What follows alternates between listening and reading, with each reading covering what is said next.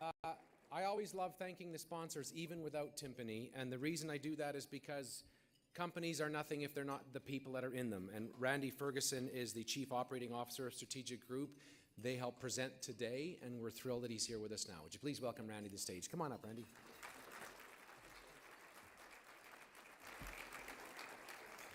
Wow. Good afternoon, ladies and gentlemen. Good afternoon, Mr. Mayor, City Councillors, award nominees, recipients, artists, and my colleagues in the business community. It's my pleasure to have the opportunity to speak to you today on behalf of our CEO, Riaz Mamdani, and once again deliver the Strategic Group message.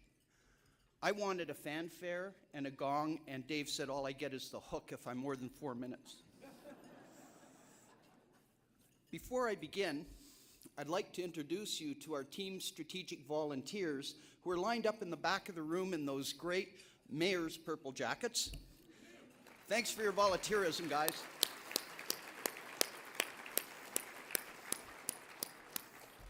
Well, how our world has changed in the last year. We're navigating our way through a gut-wrenching economic condition that not only has affected the energy sector in Alberta and in Canada, but many other business sectors. And of course, we Calgarians are right at the epicenter.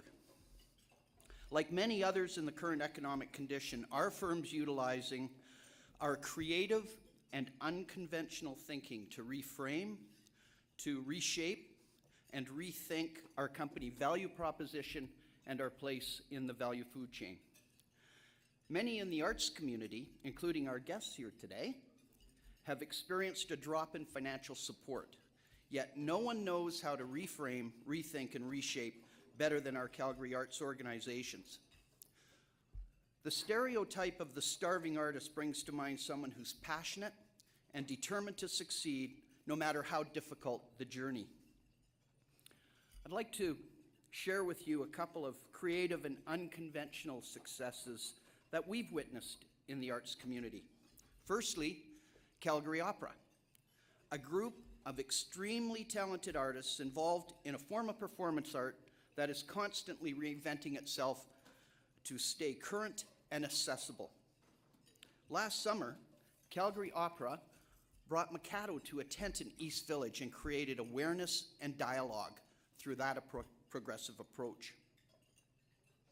A measure of the international reach Calgary Opera has achieved is about a month ago, Catherine Korngold, the granddaughter of Eric Wolfgang Korngold, composer of Die Todesstadt, traveled to Calgary to watch the performance. Now, she could have seen it anywhere in the world, and she chose Calgary. Another great example of a creative and unconventional approach is Theatre Calgary's emerging artist program, Shakespeare by the Bow, held at Prince's Island Park. The park is the stage, and the grass and trees and landscape provide the set and the seating. But what it really does is starts conversations and interests that convert to sales in a stronger arts and culture scene. Yet, another measure of international reach is Nicholas Lloyd Webber, son of the great Sir Andrew Lloyd Webber, partnered with Theatre Calgary for the world premiere of The Little Prince, again, here in Calgary. Andrea and Kelly are two of our guests here today. They had a desire to create a multidisciplinary art studio where the creative can have access to space and where progressive thought can be nurtured. From a creative and unconventional idea, these two exceptional Calgarians co-founded Voltage Creative Garage.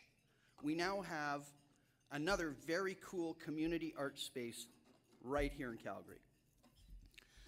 These examples are important to hear because they're reminders to corporate Calgary that to be creative and unconventional in tougher economic times can mean success, and that economically successful businesses are a part, but not all of what makes a great city. I think we can agree that our Calgary artists and arts community has earned its stripes. Notwithstanding economic ups and downs, our arts community learned how to achieve international stature on pretty much a shoestring. No one knows how to reframe and reshape to be current and thus find success better than the creative people that have put Calgary on the international stage.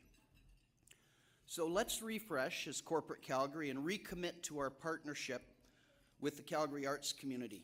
Let's build on the work already achieved by the dynamic partnerships of business and art.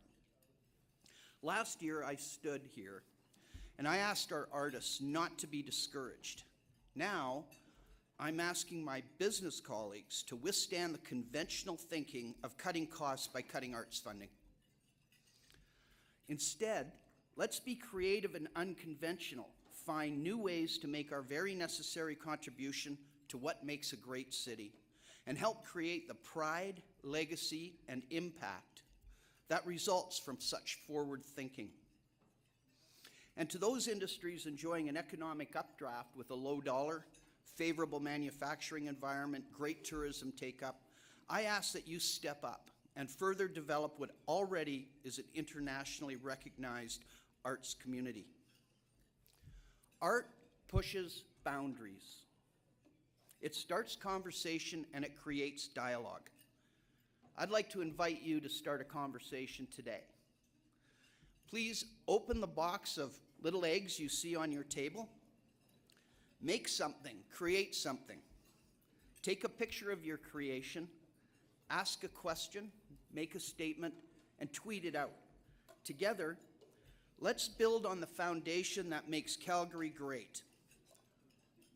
Entrepreneurial thinking that knows no boundaries. Thank you.